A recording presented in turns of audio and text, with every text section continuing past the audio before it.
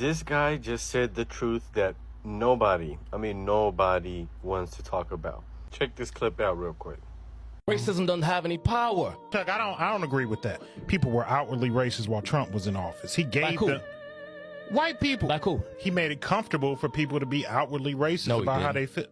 Chuck, no, he didn't. The climate was a lot different. Studies came out about the racial divide trending in the wrong direction in 2013 when Barack Obama was entering his second term, when the Black Lives Matter movement jumped off. Let's not make it seem like Donald Trump led to this big increase in the racial schism in this country. That happened under Barack Obama. Since we want to go there, but did it happen? Since we want to go, it happened. Yes, it did happen. Yeah. We talk about one-way aggression. You allowed to be openly racist towards one particular group of people, and it's white people.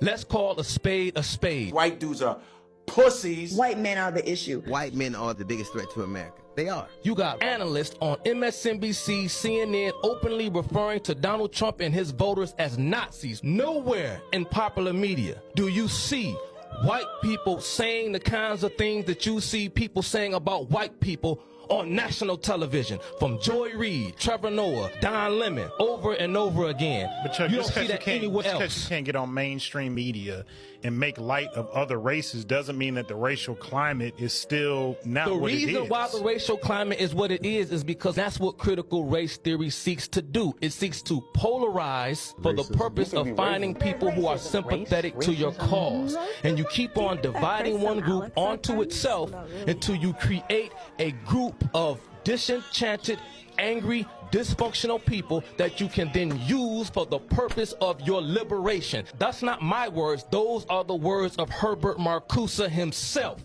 Anybody talking about race in this country or talking about critical race theory and have never heard the writings or the words of Herbert Marcuse, you cannot sit at this table and talk because you don't know the theory, you don't know the science. Look, but like somebody never heard of them, but in their own eyes, they look out into the world and think, yo, that shit is fishy to me. I don't give a damn about what you go out in the world and see. A racial slur was spray painted on the front gate. Alexandria Ocasio-Cortez is dealing with a racist noose found in the garage stall of Bubba Wallace. See, this is all about narrative weaving and storytelling because they play upon people's emotions and how they feel. If I go to a doctor and tell a man, I feel like I'm having a heart attack, the doctor is going to run a specific set of tests to get to what is actually happening.